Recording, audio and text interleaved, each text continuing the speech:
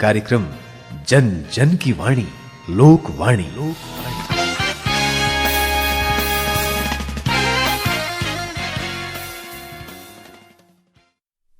नमस्कार, लोकवाणी कार्यक्रम में मैं हुकुम शर्मा आप सभी श्रोताओं का स्वागत करता हूं। श्रोताओं, आज हम हिमाचल प्रदेश राज्य सरकारी कर्मचारियों की जीपीएफ व पेंशन संबंधी समस्याएं तथा ओपीएस कर्मचारियों के नए जीपीएफ खाते के आवंटन संबंधी जो समस्याएं होती हैं उनके बारे में चर्चा करेंगे। और इस विषय पर जानकारी देने के लिए आकाशवाणी स्टूडियोज में आज हमारे साथ हैं जे.आर. चौधरी जी, वरिष्ठ लेखा अधिकारी, एजी ऑफिस शिमला।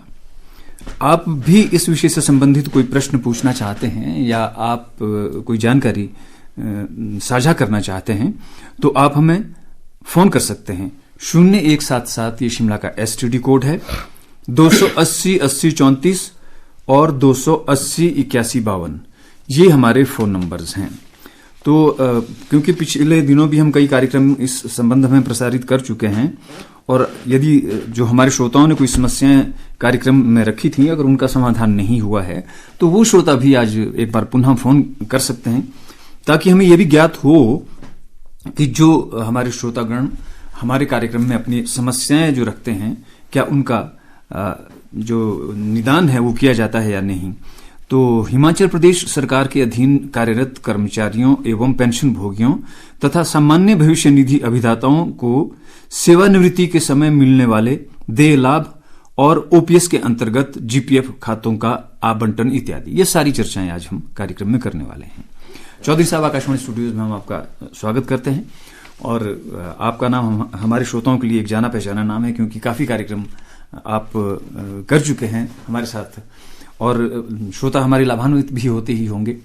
बहरहाल हम शुरुआत यहीं से ही करते हैं कि जो पेंशन है, देखिए हर कर्मचारी के लिए एक ऐसी निधि है जिसका बहुत एक इंतजार रहता है लोगों को, और कभी कभी ऐसा होता है पेंशन समय पे नहीं लग पाती है, कई समस्याएं बीच में आती हैं। क्यों आती होंगी इस तरह की समस्याएं, ये सभी कुछ विस्तार से हमें बताएं कि जो पेंशन है ये किस प्रकार की निधि है और ये किसे देय होती है। लोकवाणी कार्यक्रम सुनने वाले सभी को मेरा सादर नमस्कार। पेंशन एक ऐसी निधि है, जब भी कोई सरकारी कर्मचारी सेवा में आता है और वो सीसीएस पेंशन डिफाइंड रूल्स 1972 को गवर्न करता है तो उसे निश्चित रूप में अगर 10 साल न्यूनतम सेवा काल पूर्ण करता है तो उसे लास्ट पे रान का 50% की दर से पेंशन देय होती है, उसके लिए पात्र होता है। और इसके अतिरिक्त ये ऐसी निधि है कि जो भविष्य में जो भी सेवानिवृत्त कर्मचारी होंगे उनके लिए एक तो लाइफ स्टाइल्स को और उनकी समाज में डिग्निटी के लिए अपनी जरूरतें करने के लिए और समाज के दायरे में अपने आप को स्थापित करने के लिए और सरकार में जो सेवा करते हैं उसके एवज में ये निधि के रूप में पेंशन दी जाती है। तो कोई भी जो सरकारी कर्मचारी जब सेवानिवृत्त होता है तो देखिए उसे एक आदत होती है कि हर मास की अंतिम तारीख को या 1-2 तारीख के आसपास जो है सभी को वेतन मिल जाता है। लेकिन एक तो सेवानिवृत्ति के बाद जो एक परिवर्तन आता है आदमी की जिंदगी में और उस वक्त अगर पेंशन समय पर नहीं मिलती है तो बहुत एक समस्या सी हो जाती है। तो जो भी पेंशन के मामले हैं, डीडीओ द्वारा जो है पेंशन मामले तैयार करते समय कौन कौन सी सावधानियां और कौन कौन से कागजात जो है वो अनिवार्य होते हैं जिनको जमा करना होता है, जिनको पूरा करना होता है, इस बारे में हमें जानकारी दें। एक श्रोता से पहले बात कर लेते हैं। हेलो हेलो हेलो हेलो जी जी जी बोलिए जी। अब मैं मुफ्ती से बोला संजीव ना। हाँ जी, हाँ जी। जो जीपीएफ की एंट्री सैलरी ऑनलाइन बनती है तो जी साइमल्टेनियसली जीपीएफ अपडेट क्यों नहीं होता है? आज की डेट में भी लास्ट मंथ तो जुलाई का जीपीएफ रिफ्लेक्ट हो रहा था ई पे और आज की डेट में अक्टूबर का हो रहा है, जो कि मार्च महीना लगने तो जैसे बैंक से हम करते हैं ट्रांजेक्शन उसी को रिफ्लेक्ट हो जाती है। क्यों लगते हैं? हाँ संजीव जी, आपका प्रश्न जो है जीपीएफ सब्सक्रिप्शन से संबंधित है कि जब भी हमारे मासिक लेखे प्राप्त होते हैं महालेखाकार कार्यालय में, उसके मुताबिक जो जीपीएफ की पोस्टिंग है इंटरनल सिस्टम में हमारे कंटिन्यू लगती रहती है। लेकिन उसके साथ साथ आपका क्वेश्चन है कि वेबसाइट के ऊपर वो आपका जो सब्सक्रिप्शन है वो अपडेट नहीं होता है। तो उसके लिए क्या होता है कि क्वार्टरली बेस के ऊपर हम उसको रिव्यू करते हैं और at the end of the years क्या होता है कि उसमें सरकार की तरफ से जो देय ब्याज होता है समय समय के ऊपर, उसको जोड़ने के बाद वो एंड में उसकी जो कैलकुलेशन करते हैं ताकि उसका जो है समय के ऊपर हम जो है जीपीएफ स्टेटमेंट जारी की जा सके। जी, तो हो जाना चाहिए ना। तो हम जहां तक आपका प्रश्न था कि ये ऑनलाइन सिस्टम के तरह, लेकिन इसमें धीरे धीरे हमारा प्रयास है क्योंकि डेबिट्स का इशू होता है बीच में और सब्सक्रिप्शन का इशू होता है। सब्सक्रिप्शन में हमारे पास कई तरह के सब्सक्रिप्शन आते हैं, कुछ लोग डेपुटेशन पे होते हैं तो उनका जो कैश के थ्रू सब्सक्रिप्शन आते हैं। जब ये सारी प्रक्रिया कंप्लीट हो जाती है उसके बाद हमारा सिस्टम में वो अपडेशंस करते हैं। यदि हम समय समय के ऊपर या उसको इमीडिएट कर दें तो बहुत सारी उसमें त्रुटियां रह जाती है, इस वजह से उसमें देरी होती है ताकि जो भी डाटा अपलोड हो मतलब हर इसमें वो जो है कंप्लीट शेप में हो। जी, तो जे आर चौधरी जी, हम चर्चा कर रहे थे कि जो डीडीओ द्वारा पेंशन मामले तैयार करते समय जो है वो कौन कौन सी सावधानियां और कौन कौन से कागजात जो है वो अनिवार्य होते हैं। ये बहुत ही महत्वपूर्ण है कि डीडीओ को जो है नियमों के अंतर्गत ये प्रावधान है कि जो भी कर्मचारी अगले 2 साल तक सेवानिवृत्त होने वाले हैं उनकी सूची बनाकर जो है वो अपने उसमें रखें और साथ में 6 महीने पहले, जैसा कि सीसीएस पेंशन 1972 के नियम 61(4) में ये प्रावधान दिया गया है कि डीडीओ जो है जो भी उसमें रिक्वायर्ड डॉक्यूमेंट्स हैं, जैसा कि सेवानिवृत्ति के समय फॉर्म 3, 5 और 7 जो है बहुत ही महत्वपूर्ण है, उनको समय पर भरवाएं, उसको इन ऑल रिस्पेक्ट उसको कंप्लीट करें, सभी कॉलम्स में भरे हों। सर्विस बुक में सभी प्रकार की एंट्रीज जो है उसकी पे फिक्सेशन से रिलेटेड है या कोई उसमें रेगुलेशन का पीरियड्स है वो उसको समय रहते पूर्ण करें। और जब 6 महीने पहले हम इस प्रोसेस को शुरू करेंगे तो पूर्ण रूप में जो पेंशन के कागजात है वो महालेखाकार कार्यालय में समय पर पहुंचेंगे और उसमें समय पर पहुंचने के से हम भी उसको जो है समय रहते जो है पेंशन ऑथराइज करने में सक्षम होंगे। एक और श्रोता से बात करते हैं जी। हेलो डॉक्टर शर्मा, नमस्कार। जी नमस्कार। अधिकारी जी को नमस्कार। नमस्कार। मेरा नाम एस कौशल है जी, मैं रिटायर्ड स्पेशल सेक्रेटरी हूँ जी। मैं पहले भी एक बार आपसे बात कर बैठा था जी। आपने ये कहा था कि जो एरियर्स हैं और जो डीएज हैं वो डिस्क्रिशन नहीं है, it is a only post dated dues जी। और आज तक नहीं मिले, ये सालों साल से। हाँ कौशल जी, एरियर्स पेंशन को नहीं मिले, 6 पे कमीशन के एरियर्स नहीं मिले। जी जी। हाँ कौशल जी, आपका प्रश्न बहुत ही महत्वपूर्ण है। समय समय पे इस पे आपने पहले भी प्रश्न उठाए हैं। इस बारे में मैं कहना चाहता हूँ कि जब भी कोई एरियर्स की बात हो, वो पेंशन से रिलेटेड हो या वेतन से रिलेटेड हो, जो भी ये देय लाभ है सरकार समय समय के ऊपर जो है इसकी अनाउंसमेंट करती है क्योंकि it is purely prerogative of the governments. और उम्मीद है गवर्नमेंट ने बजट्स में भी ऐसे प्रावधान किए होंगे और आने वाले समय में, जैसा कि पहले भी सरकार ने एक अनाउंसमेंट की थी और उसको नोटिफिकेशन भी जारी की थी कि जो 75 से अब हमारे पेंशनर्स हैं उनको कंप्लीट रूप में एरियर जो है दिए जा चुके हैं। बाकी भी सरकार इसके ऊपर जो समय समय के ऊपर आदेश जारी करती रहती है। तो जे आर चौधरी जी, जैसे कि एक तो पेंशन की बात हुई और दूसरी जो निधि होती है किसी भी सरकारी कर्मचारी की, वो होती है सामान्य भविष्य निधि यानी जीपीएफ। तो ये किस प्रकार की निधि है और जीपीएफ खाता जो संख्या है वो किन किन कर्मचारियों को जारी किया जा सकता है? हाँ, जैसा कि मैंने पेंशन के बारे में कहा कि डिफाइंड सीसीएस पेंशन 1972 में जो लोग वर्ण करते हैं वो पेंशन के पात्र होते हैं। इसी प्रकार सीसीएस जीपीएफ रूल 1960 जो है ये निर्धारित किए गए हैं। इसके मुताबिक जो कर्मचारी इस निधि को गवर्न करेंगे उन्हें जब वो सेवा काल में आएंगे तो उन्हें जो है जीपीएफ नंबर जो है खाता संख्या आवंटन किया जाता है। और इस खाता संख्या आवंटन करते समय कई बार ये देखा गया है कि इसमें डीडीओज भी या कर्मचारी भी ये करते हैं, प्रश्न करते हैं कि 1 वर्ष के भीतर भी किया जा सकता है। तो नियम में स्पष्ट है, यदि डीडीओज उस कर्मचारी के बारे में ये सर्टिफाइड करता है द सर्विसेज ऑफ द कर्मचारी likely to be continue for more than 1 year, तो 1 वर्ष से पूर्व भी ये जीपीएफ खाता संख्या आवंटन किया जा सकता है। लेकिन ये उन्हीं कर्मचारियों को किए जा सकते हैं जो कि जीपीएफ सीएस रूल 1960 को गवर्न करेंगे। एक और श्रोता से बात करते हैं जी।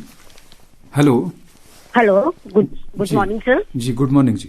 सर, ये जो लाइव प्रोग्राम चल रहा है इसके तहत मैं आपसे बात करना चाहती हूँ। जी। मैं पहले एनपीएस में थी, किंतु कोर्ट केस के थ्रू 2008 में मैं जीतकर रेगुलर होकर हकदार बन गई हूँ ओपीएस की। तो मेरा केस कुल की तरफ से डिफॉल्ट काफी लेट गया। 26 अक्टूबर 2024 को गया था केस, किंतु ऑब्जेक्शन लगकर वो वापस आया फैब में। जी। हाँ जी, तो फैब में जब वापस आया वो सर, तो उसमें जो एक ऑब्जेक्शन था वो मेरे जिनको मिल गई है पेंशन, मेरे साथियों को, उनको ऑब्जेक्शन नहीं लगा था कि लिटिगेशन वाला पैरा 05 का स्पेशल सेक्रेटरी का, चलो वो मेरे स्कूल वालों ने 16 फैब को वापस भेज दिया है ऑब्जेक्शन रिमूव करके। तो मुझे अब कब तक की मेरी कॉपी वापस आएगी पेंशन की, क्योंकि 1 महीने से ऊपर हो चुका है अब। हाँ, आपने जैसा कि कहा कि आपके मामले में कोई ऑब्जेक्शन लगा था 05 में, जब तक वो ऑब्जेक्शन नहीं देखा जाता उस पर नहीं कहा जाता। लेकिन जैसा कि आपने बताया कि डीडीओ ने उसको जो है ऑब्जर्वेशंस को अटेंड करने के बाद मामला पुणे फरवरी में भेजा है। हमारे यहाँ जब भी मामले आते हैं तो उसको 10-15 दिनों में जो है वो एप्लीकेशन नंबर्स या उसकी एंट्री इंश्योर होती है। उसके बाद सिस्टम में एंटर करने के बाद हमारी प्रायोरिटीज़ होती है कि जो भी फ्रेश मामले हैं उनको हम प्रायोरिटी के ऊपर निपटाएं।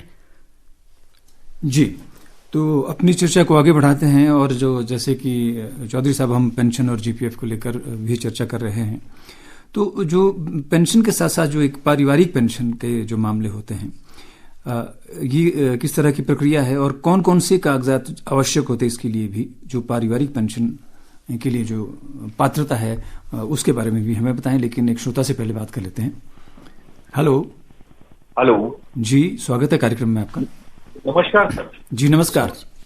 मैं दिवेश बात कर रहा हूँ सर, विकास नगर शिमला सर। जी, क्या जानना चाहिए? महोदय जी को भी मेरा नमस्कार। नमस्कार। सर, मेरे फादर रोशन लाल जी हैं और वो हिमुडा से रिटायर हुए 60 एज में। जी। वो एक्चुअली उन्होंने जब गवर्नमेंट ने ये कहा कि सबको पेंशन लगेगी, तो उन्हें तो कोई पेंशन अभी तक ना ही मिलती है, ना ही वही कुछ हिमुडा वाले ये बताते हैं कि उनका कुछ बोर्ड शेयर है और बोर्ड शेयर से उनको पेंशन लगेगी। हाँ, आपका प्रश्न है हिमुडा से, जो कि सेमी गवर्नमेंट्स है, अंडरटेकिंग्स है। जैसे भी सरकार अनाउंसमेंट करती है, सिमिलर नोटिफिकेशंस उसी कारपोरेशन या इदारे को भेजी जाती है ताकि वह अपने सोर्सेज से उसको इम्प्लीमेंट करके जो भी नियमों के अंतर्गत उन्हें दे लाभ है वो उसके ऊपर फर्दर प्रक्रिया को किया जा सके। जी, तो चौधरी जी हमें बताएं कि जो पेंशन के साथ पारिवारिक पेंशन मामलों में क्या प्रक्रिया है, कौन कौन से कागजात आवश्यक हैं और पारिवारिक पेंशन के लिए कौन पात्र है? हाँ, पेंशन की तरह पारिवारिक पेंशन भी एक बहुत ही महत्वपूर्ण है। जब भी कोई कर्मचारी सेवा में आता है तो उसे नियमों के अंतर्गत पेंशन दी जाती है, और यदि किसी कर्मचारी की सेवा काल के दौरान डेथ हो जाती है और वो कर्मचारी जब वो जॉब में आया था तो उसने सीसीएस पेंशन 1972 को गवर्न किया था, तो उसे डेथ के मतलब एवज में डेथ होने के बाद उसके परिवार को जो है पारिवारिक पेंशन दी जाती है। लेकिन सेवा शर्तों में थोड़ा अंतर होता है कि जैसा कि पेंशन के लिए न्यूनतम 10 वर्ष का सेवा काल होता है, लेकिन पारिवारिक पेंशन के लिए ऐसी कोई सीमा नहीं है। यदि किसी कर्मचारी की इवन ज्वाइनिंग के समय और मेडिकल अगर वो फिट है, डेथ हो जाती है, तब भी उसका परिवार जो है पारिवारिक पेंशन के लिए हकदार हो जाता है। लेकिन इसमें एक शर्त जरूर है, यदि कर्मचारी ने डेथ के समय 7 साल का वर्ष सेवा काल पूर्ण किया हो तो उसे जो है पारिवारिक पेंशन भी लास्ट पीरियड ऑन का 50% की दर से ही 10 वर्ष तक जो है उसको लाभ मिलता रहेगा। एक और श्रोता से बात करते हैं। जी, हेलो। जी सर, नमस्कार जी। जी नमस्कार। सर, मैं सरोग से बोल रहा हूँ, व्यासदेव मंडोत्रा। जी सर, मेरी एक क्वेरी थी कि जैसे कुछ हमारे एम्प्लॉइज हैं जो 10-12 साल 15 साल टेम्परेरी रहे, लेकिन रेगुलर हुए 4-5 साल ही सर्विस रही, उसके बाद उनको रिटायर कर दिया गया। जी, तो क्या ये पेंशन के हकदार हैं या नहीं? आपका प्रश्न है कि 10 से 15 साल तक वो जो है कर्मचारी जो है मतलब कैजुअल वर्कर में रहे, डेली वेज में रहे, वो आपने स्पष्ट नहीं किया है, और 4-5 साल उनकी सेवा काल रेगुलर हुआ है। जी। तो इसमें ऐसा है कि जो भी सरकार के नियम है, समय समय पे एक हाई कोर्ट की जजमेंट को भी सरकार ने लागू किया था 2018 में कि 5 वर्ष का अगर डेली वेज किसी का पीरियड है तो उसके एवज में 1 वर्ष वो सेवा काल रेगुलर गिना जाएगा। तो यदि इस तरह की उनकी 15 साल की सर्विस है और 3 साल उनके यदि गिने जाते हैं और अगर उसकी रिमेनिंग जो रेगुलर सर्विस है वो 7 वर्ष होगी, तभी वो पेंशन के हकदार होंगे, क्योंकि मिनिमम सर्विस जो है 10 साल चाहिए, यानी कि 9 साल 9 महीने यदि उन्होंने क्वालिफाइंग सर्विस पूर्ण की है तभी वो पेंशन के हकदार होंगे। लेकिन सर एक बात, उन्होंने 10-15 साल तो सर्व किया जी, चाहे वो टेम्परेरी किया, लेकिन डिपार्टमेंट को तो उन्होंने अपनी सेवाएं दी। नहीं, मैंने आपको अभी स्पष्ट किया कि 2018 में जो भी जजमेंट आई थी सरकार ने उसे लागू किया। 5 वर्ष की एज में 1 वर्ष का सेवा काल पेंशन के लिए गिना गया। यदि उन सेवा शर्तों को वो कर्मचारी पूर्ण करते हैं तो उन्हें इसका लाभ मिलेगा, अन्यथा यदि उन्होंने 5 वर्ष का सेवा काल ही पूर्ण किया है तो उनके सेवानिवृत्ति के समय यदि उन्होंने ओपीएस को धारण किया है, अडॉप्ट किया है, तो उन्हें जो है ग्रेस्टी का लाभ मिलेगा। और अगर 5 से ज्यादा है, 10 से कम है, तो उन्हें 5 ग्रेस्टी और सर्विस ग्रेस्टी जो इन लोग पेंशन है वो दोनों लाभ मिलेंगे। जी, एक और श्रोता से बात करते हैं जी। हेलो सर, नमस्कार जी। जी नमस्कार। राजेंद्र मनास बोल रहा हूँ कांगड़ा से सर। जी मनास जी बोलिए। सर मेरी एक क्वेरी है कि जैसे ड्यूरिंग सर्विस अगर डेथ हो जाती है एम्प्लॉइज की जी, और वो 2023 से पहले एनपीएस में रहा हो, ओपीएस में आया हो जी, तो अब जो डेथ केस सेटल होगा पेंशन के लिए, तो उसमें जो है गवर्नमेंट शेयर जो है एनपीएस का ना जी, वो पहले जमा करवाना जरूरी है कि सीधा पेंशन केस आपको भेज सकते हैं, बाद में उसकी रिकवरी हो सकती है? देखो, इसमें जो नियमों में है कि पहले तो एलिजिबिलिटी क्राइटेरिया को फुलफिल करने के लिए उसे शेयर जमा करवाना पड़ेगा। अच्छा। लेकिन शेयर जमा करवाने के लिए कई बार क्या होता है कि हमारे पास जो है उतने साधन नहीं होते हैं, तो उसके लिए एनपीएस की ग्रेस्टी उससे पहले ग्रेस्टी केस बना के जो है भेजा जा सकता है। जब उसको ग्रेस्टी सैंक्शन हो जाएगी तो ग्रेस्टी ड्रॉ करने के बाद उसमें से जितना भी उसका एनपीएस के उसमें जो ओपीएस के लिए जो शेयर्स है, गवर्नमेंट का कंट्रीब्यूशंस है विद इंटरेस्ट, तो उसको जमा करवाने के बाद उसको जो है पारिवारिक पेंशन का केस बना के भेजा जा सकता है। मतलब ग्रेस्टी का केस पहले भेजा जाए, उसके बाद? हाँ, यदि उसके पास पहले ऐसे संसाधन नहीं है कि वो पहले पेंशन नहीं डिपॉजिट कर सकते हैं, तो उसके लिए एक ये तरीका निकाला जा सकता है जिससे कि उसे पारिवारिक पेंशन का लाभ मिल सके। जी धन्यवाद फोन करने के लिए। तो इस बीच जो वक्त हमें मिलता है, कुछ सवाल मेरे जहन में भी जो आ रहे हैं। आपका प्रश्न था कि मैं पारिवारिक पेंशन के लिए कागजात है जी, तो उसी तरह से जो है हमारे पास फार्म 12, 14, 18 है। जैसा कि फार्म 3, 5 और 7 सेवानिवृत्ति के समय होता है, तो डेथ के मामलों में जो है फार्म जो है 12, 14 और 18 जो है वो कंप्लीट रूप में भर के बाकी सभी प्रक्रिया जैसा कि मैंने पहले बताया, अगर डीडीओ के द्वारा समय रहते जो है महालेखाकार कार्यालय को भेजे जाते हैं तो पारिवारिक पेंशन मामलों को निपटाने में जो आसानी होती है। जी, और इसके लिए पात्रता? हाँ, इसके लिए जहां तक आपने पात्रता कही थी कि यदि किसी की 1 वर्ष की सेवा भी है, उससे कम भी है, तब भी उसकी जो परिवार है, उसकी वाइफ है, स्पाउस, वो पात्र है। यदि उसके स्पाउस नहीं है तो उसके बच्चे पात्र है। बच्चों के मामले में जो है, लड़कियों में जो है वो पहली जो कैटेगरीज है लड़की और लड़के दोनों में, सन और डॉटर में, वो अगर उनकी मैरिज हो जाती है तो उस समय बंद हो जाएगी या उनकी मतलब 25 साल कंप्लीट हो जाते हैं। लेकिन सेकंड कैटेगरी में यदि किसी लड़की की मैरिज नहीं होती है, वो तो स्टिल जो है जब तक वो अनमैरिड रहती है, तो सेकंड कैटेगरी में वो पारिवारिक पेंशन की जो है पात्र होती है। एक और श्रोता से बात करते हैं जी। हेलो। हाँ जी, नमस्कार जी। जी नमस्कार। मैं वासुदेव शर्मा बोल रहा हूँ जी, नागदा से। जी शर्मा जी। मैं सर एक चीज जानना चाहता हूँ जी। जैसे रिटायरमेंट के 2-3 महीने रहते हैं जी, तो जीपीएफ सब्सक्रिप्शन जो है वो टिल लास्ट मंथ कर सकते हैं या कंपलसरी है कि 3 महीने पहले बंद हो जाएगा? हाँ, ये नियमों में बहुत स्पष्ट है कि जब भी सेवानिवृत्ति होनी है उससे 3 महीने पहले वो मैंडेटरी तौर के ऊपर जो है जीपीएफ सब्सक्रिप्शन को बंद करना होता है, ताकि उनमें सब्सक्रिप्शन टाइमली रिकॉर्ड हो जाए और जो उनके फाइनल पेमेंट के केसेस है उनको टाइमली सेटल किया जा सके।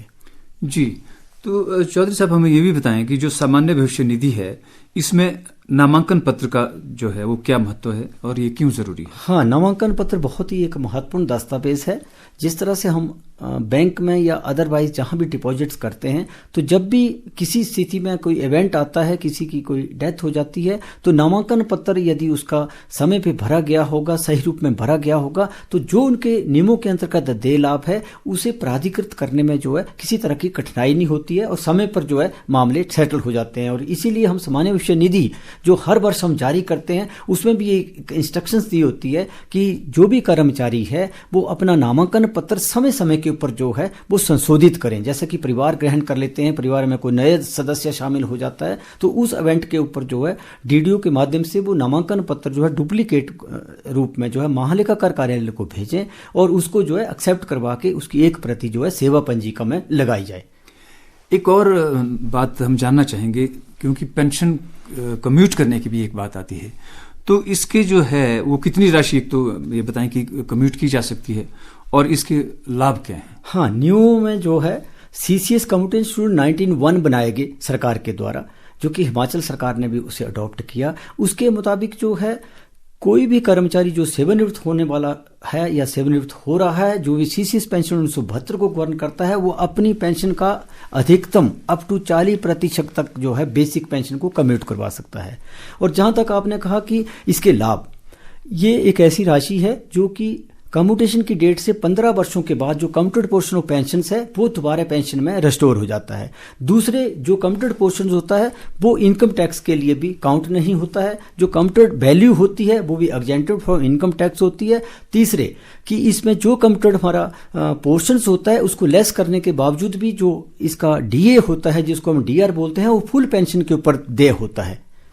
जी, तो जो GPF है इसकी जो राशि है उसको क्या जो इसको रिटेन किया जा सकता है, और यदि हाँ तो कितने समय तक? हाँ, सरकार के द्वारा जो है 2007 में एक नोटिफिकेशन जारी की गई, समय समय उसमें अमेंडमेंट की गई कि कोई भी कर्मचारी यदि वो अपनी सेवानिवृत्ति के सामने अपनी GPF कम्युलेटेड राशि को सरकार के पास रिटेन करना चाहता है तो सेवानिवृत्ति के बाद विद इन 6 मंथ वो लिखित रूप में अपने विभाग को जो है वो एप्लीकेशन देगा और विभाग उसके ऊपर एक ऑफिस ऑर्डर जारी करके उसको अलाउ करेगा और उसके बाद वो राशि जो है इंडेफिनिट पीरियड के लिए जो है सरकार के पास रिटेन हो सकती है। और उसके अंदर एक प्रावधान भी है कि यदि कर्मचारी उसमें पार्शियल विड्रॉल लेना चाहता है तो जैसा कि सेवा काल के दौरान वो जिन पर्पसेस के लिए विड्रॉल लेता था उसी तरह से वो अपने DDO के माध्यम से जो है GPF की राशि को पार्शियल रूप में विड्रॉ कर सकता है। एक और श्रोता से बात करते हैं। जी, हेलो सर, नमस्कार। जी नमस्कार सर, मेरा एक क्वेश्चन था sir ji, regarding issue of PPO। जो अभी NPS से OPS में आए हैं उन्होंने कितना दिन लग जाता है सर वो PPO इशू करने में? हाँ, PPO इशू करने में सामान्य प्रक्रिया जैसा दूसरे मामलों में है था उसी तरह से होता है, लेकिन जहां तक आपने कहा है कि जो NPS के OPS में आए हैं उसमें थोड़ी भिन्नता है कि कई बार जो है डॉक्यूमेंट, जहां तक डॉक्यूमेंट की बात है कि जब भी हमने OPS को अडॉप्ट किया तो सरकार के द्वारा जो है NPS का कंट्रीब्यूशन प्लस उसके ऊपर जो देय एन्युटी थी उन दोनों को मिला के जो है सरकार के खाते में जमा होना होता है। कुछ मामलों में देखा गया है कि जब वो चालान्स की प्रति या वो पैसा जमा नहीं होता है तो उसमें जो है ऑब्जेक्शंस लगते हैं, इसलिए वो देरी होती है। अदरवाइज सामान्यतः जैसे बाकी मामलों में PPO जारी होते हैं उसी तरह से जो है हमारा जो प्रयास होता है, हमारा जो सिटीजन चार्टर है उसके मुताबिक हम जो है PPO को जो है एंट्री या रिसीट के बाद जो है 1 और 2 महीने के अंदर जो है जारी करते हैं। जी, तो जो OPS के बारे में थोड़ी और हमें जानकारी दीजिए कि ये योजना जो है किन किन कर्मचारियों पर लागू होती है? हाँ, सरकार ने जो पहले NPS जो लागू की थी, पहले OPS होती थी 15/5/2003। जी, एक ऐसा इवेंट सरकार ने क्रिएट किया जो 17/8/2006 को नोटिफिकेशन जारी करके सरकार ने कहा कि 2 कर्मचारी 15/5/2003 या उसके पश्चात सेवा में आए हैं, उन्हें जो है NPS की जो सेवाएं हैं उसके अंतर्गत उनकी जो है निर्धारता या गणना की जाएगी। उसके बाद समय समय के ऊपर सरकार इसके ऊपर बदलाव करती रही और सरकार ने जो है मई 2023 में ये OPS जो है पुनः लागू कर दी। ये उन कर्मचारियों की लागू की जो कर्मचारी 15/5/2003 के बाद सेवा में आए थे और NPS को गवर्न कर रहे थे, तो उसके साथ एक सेवा शर्तें जोड़ दी गई कि जो भी इसको कर्मचारी ऑप्ट करेगा वो सरकार का जो कंट्रीब्यूशन है प्लस उस पर एन्युटी देय है, वो एक निर्धारित मुख्य शीर्ष उसमें सरकार ने दिया कि उसके अंतर्गत वो शेयर्स को जमा करवाएगा। उसके बाद वो नई जो पेंशन स्कीम जिसको हम ओपीएस नई ओपीएस कहते हैं उसके लिए वो पात्र हो जाएगा। और ये जो स्कीम है 1/4/2023 से सरकार के द्वारा जारी की गई। जी, एक और श्रोता से बात करते हैं। जी, हेलो जी, नमस्कार जी। जी नमस्कार जी, मैं रविंद्र कुमार बोल रहा हूँ न्यू शिमला से। जी रविंद्र जी बोलिए। मुझे ये पता करना है कि क्या सेवानिवृत्त कर्मचारी भी अपना नामांकन कर सकते हैं? यदि कर सकते हैं तो विधि क्या है? हाँ, बहुत ही आपका अच्छा प्रश्न है कि सेवानिवृत्ति कर्मचारी जो आपने कहा कि नामांकन कर सकते हैं, तो मैं यहाँ स्पष्ट करना चाहूँगा कि जो नामांकन है वो जीपीएफ से रिलेटेड है। यदि किसी कर्मचारी ने जीपीएफ राशि को सरकार के पास रिटेन किया है तो आफ्टर रिटायरमेंट वो जब रिटेन करता पैसे को तो उसी विधि से जैसे सेवा के दौरान वो फॉर्म 5(3) जीपीएफ का जो है रिवाइज नॉमिनेशन भर के जो है डीडीयू के माध्यम से महालेखाकार कार्यालय को भेजेगा तो उस तरह से वो नामांकन पत्र स्वीकार हो जाएगा।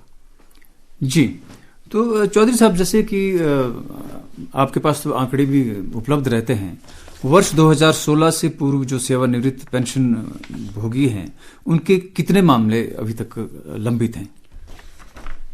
हमारे पास जो प्री 2016 से रिलेटेड आपने मामलों की बात की है, हमारे पास लगभग 53,944 मामले प्राप्त हुए थे, जिसमें से 47,279 केसेस हमने क्लियर कर दिए हैं और अप टू दिस मंथ जो है 6,665 मामले हमारे पास अंडर प्रोसेस है। इसी तरह जो पोस्ट 2016 से रिलेटेड मामले थे जिन्हें सरकार के द्वारा जो है वो मतलब 7th पे का जो लाभ दिया गया था उसमें 60,785 मामले हमारे पास प्राप्त हुए थे। 59,581 मामले हमने निपटा दिए हैं और 1,204 मामले जो हैं वो इस मंथ तक जो है अंडर प्रोसेस है।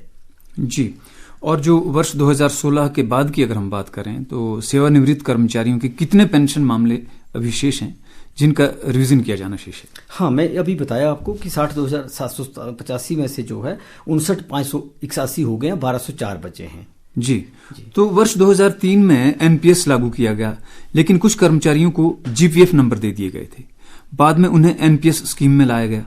जो उनका पैसा जीपीएफ में काटा गया था उसका क्या स्टेटस है और उस राशि पर कब ब्याज मिलेगा या नहीं मिलेगा? हाँ, सरकार ने जो इसकी नोटिफिकेशन थी 17/8/2006 को जारी की, साथ में लागू कर दिया गया सरकार ने 15/5/2003 से। इन बिटवीन बहुत सारे कर्मचारियों को जीपीएफ नंबर आवंटन हो गए थे। सरकार के द्वारा समय समय के ऊपर वित्त विभाग द्वारा जो है डीडीज को निर्देश जारी किए गए कि जो भी कर्मचारी 15/5/2003 के बाद सेवा में आए हैं उन्हें जो है प्रान नंबर आवंट किया जाए, ना कि वो जीपीएफ के दायरे में रहेंगे। लेकिन कुछ डीडीओज ने इसको ज़्यादा ध्यान नहीं दिया। कुछ लोगों का ये मानना था कि यदि हमें जीपीएफ नंबर मिल गया है तो हम पेंशन के हकदार हो गए हैं, जबकि सरकार ने नोटिफिकेशन के द्वारा ये स्पष्ट किया था कि पेंशन रूल जो है और जीपीएफ रूल दोनों सेपरेट रूल्स है। जीपीएफ रूल जो है वो गवर्न करने से वो पेंशन का हकदार नहीं होता है, लेकिन कुछ मामलों में लगातार डिडक्शंस होती रही और लेटर स्टेज के ऊपर वो प्रान नंबर इशू हुआ, पैसा उनके खातों में पड़ा रहा।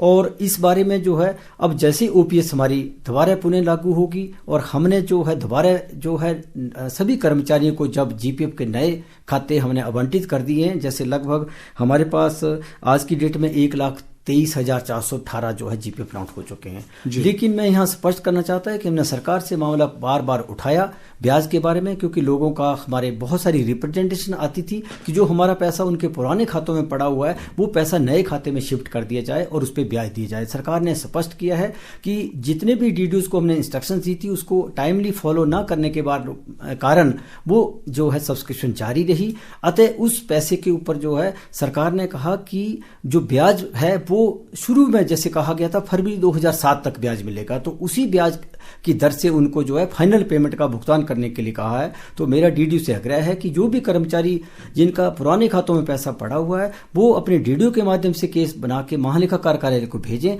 ताकि वो अपना पैसा जो है 2007 की ब्याज से प्राप्त कर सकें। तो महालेखाकार जो कार्यालय है यानी एजी ऑफिस जो है, यहाँ पर अगर कोई पेंशन संबंधी या जीपीएफ से संबंधित कोई किसी व्यक्ति को शिकायत है तो क्या कोई संपर्क नंबर या कोई कैसे वो अपनी शिकायत दर्ज करवा सकता है? क्या उसको स्वयं आना पड़ेगा? कोई ऑनलाइन कोई सुविधा है? हाँ, महालेखाकार कार्यालय में एक शिकायत निवारण कक्ष है जिसका नंबर 0177-265-1033 है। 0177-265-1033। वो स्वयं आकर भी अपनी बात रख सकता है, लिखित माध्यम से भी भेज सकता है और ईमेल के माध्यम से भी वो अपनी बात रख सकता है। ईमेल का जो एड्रेस है हमारा वो ageahimachalpradesh@cag.gov.in है। उसके ऊपर भी वो अपनी बात रख के अपनी समस्या का समाधान करवा सकता है। जी, JR चौधरी जी, आज आप आकाशवाणी स्टूडियोज में आए और आपने हिमाचल प्रदेश सरकार के अधीन कार्यरत कर्मचारियों एवं पेंशन भोगियों तथा सामान्य भविष्य निधि अभिदाताओं को सेवानिवृत्ति के समय मिलने वाले देय लाभ तथा OPS के अंतर्गत GPF खातों का आवंटन इत्यादि के बारे में विस्तार